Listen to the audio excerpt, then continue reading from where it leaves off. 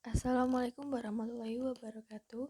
Perkenalkan, saya Ardisa Sekar Dwitasari dari kelas HIE dengan NIM 151210196 akan mempresentasikan makalah keutamaan sholat dan bahaya meninggalkannya.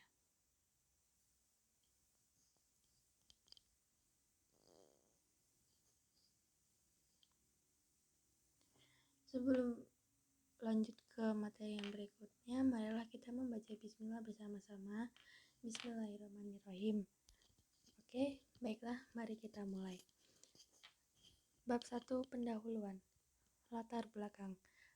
Manusia pada umumnya akan selalu membutuhkan bantuan dari Tuhannya. Oleh karena itu, sholat ialah sarana komunikasi penghubung kepada Allah Subhanahu wa Ta'ala untuk berdoa, diberikan keselamatan, meminta ampunan, dan meminta sesuatu. Pada hakikatnya, seorang manusia diciptakan dan dilahirkan untuk selalu beribadah kepada Tuhannya. Pada ajaran agama Islam, sholat merupakan hal terpenting yang mendasari dalam kehidupan bagi seorang muslimin. Hal ini seperti disebutkan dalam hadis Rasulullah yang diriwayatkan Abu Dawud dan Tirzi. Hal pertama yang akan dihisab kelak di hari pembalasan adalah sholat. Apabila baik sholatnya, maka akan baik pula amal-amal lainnya. Dan apabila sholatnya rusak, maka akan rusak pula amal-amal lainnya. Lalu bagaimana apabila kita meninggalkan sholat? Ibnu Qayyim menyebutkan, kaum muslimin bersepakat bahwa meninggalkan sholat 5 waktu dengan sengaja adalah dosa yang besar. Yang paling besar dan dosanya lebih besar dari dosa membunuh, merampas harta orang lain, berzina, mencuri, dan minum minuman keras. Lalu ada rumusan masalah. Pertama, apakah itu definisi sholat? Kedua, apakah manfaat dari sholat? Ketiga, bahaya dari meninggalkan sholat. Lalu yang berikutnya, tujuan penulisan. Sebagaimana kita layaknya manusia, kita diharuskan membagi ilmunya terhadap sesama umat beragama yang dikaruniai akal untuk berpikir dan mengolah sumber ilmu yang telah diajarkan. Tak lain dan tak bukan, tujuan penulisan makalah ini ialah memberikan informasi terkait bagaimana keutamaan sholat dan bahaya meninggalkannya. Untuk menyadarkan betapa pentingnya kedua hal tersebut dalam kehidupan seorang muslimin.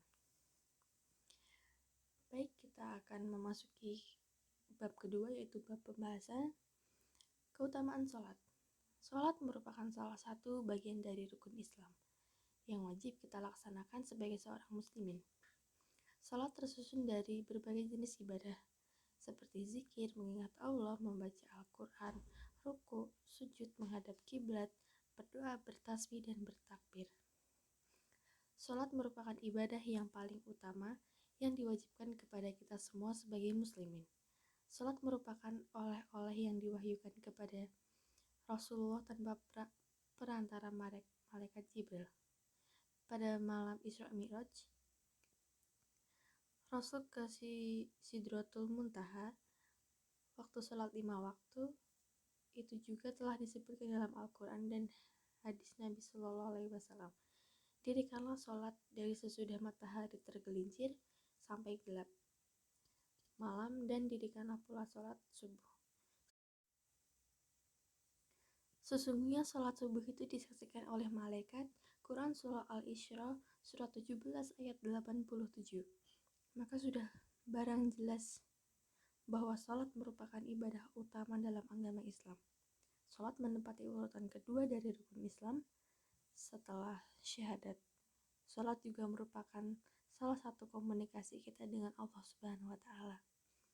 Dengan sholat sebagai media komunikasi kita kepada Allah, maka kita bisa menangis, memelas, berkeluh kesah atas segala sesuatu hal yang menyesakkan dada. Diterangkan pula dalam Al-Quran yang menyebutkan dalam Quran Surah Al-Ankabut ayat 45, bacalah kitab Al-Quran yang telah diwahyukan kepadamu, Muhammad, dan laksanakanlah sholat. Sesungguhnya sholat itu mencegah dari perbuatan keji dan mungkar. Dan ketahuilah, mengingat Allah, sholat itu lebih besar keutamaan dari ibadah yang lain.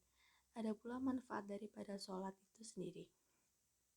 Selain fungsi utama dari sholat ialah salah satu cara sebagai pengguguran dosa, sholat juga dapat mendekatkan diri kepada Allah Ta'ala, dapat menenangkan hati, memohon pertolongan Allah Subhanahu wa Ta'ala, dan menjadi sumber energi bagi jiwa. Tak hanya sampai di situ saja manfaat dari sholat, gerakan-gerakan dalam sholat juga sangat bermanfaat bagi kesehatan fisik. Bahaya meninggalkan sholat. Sudah jelas keutamaan sholat dan beberapa hukuman bagi orang yang tidak menjelaskannya tertuang dalam hadis, dalil, dan ayat Al-Quran.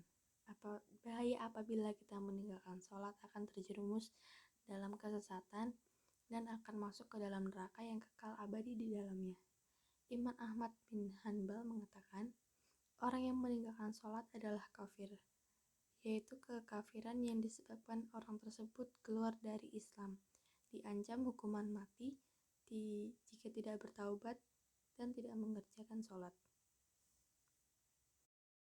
Allah Subhanahu wa Ta'ala telah menyebutkan bahwa meninggalkan sholat ialah tindakan tercela dan akan mendapatkan hukuman dari Allah Subhanahu wa Ta'ala. Dalam riwayat lain, Nabi Muhammad SAW bersabda yang artinya, barang siapa yang sengaja meninggalkan sholat, berarti ia telah kafir secara terang-terangan. Barang siapa yang sengaja meninggalkan sholat, berarti telah lepas darinya perlindungan Allah dan Rasul-Nya. Walaupun perintah sholat itu hukumnya wajib, namun sebagian umat Islam ada juga yang meninggalkan sholat 5 waktu, baik karena lupa ataupun sengaja. Lupa karena kesibukan dalam bekerja, sehingga sampai lupa waktu, ketiduran, atau karena ada hal tertentu yang menyebabkan seseorang tidak boleh melakukannya, seperti haid dan nifas. Tapi ada juga yang meninggalkan sholat karena kesengajaan, misalnya karena tidak tahu tata caranya, belum memahami hukum Islam secara benar, ataupun karena malas. Bagaimanakah hukumnya orang yang meninggalkan sholat dengan sengaja? Dalam Al-Quran, orang yang sengaja meninggalkan sholat hukumnya dosa. Bahkan ada ulama yang menghukumnya dengan kafir. Mengapa demikian? Sebagaimana pernah disampaikan Rasulullah SAW, bahwa yang membedakan orang Islam dengan kafir adalah sholatnya. Berdasarkan hal ini, maka para ulama menetapkan bahwa orang yang dengan sengaja meninggalkan sholat bisa dihukumi dengan kafir. Bab 3 penutup. Kesimpulan.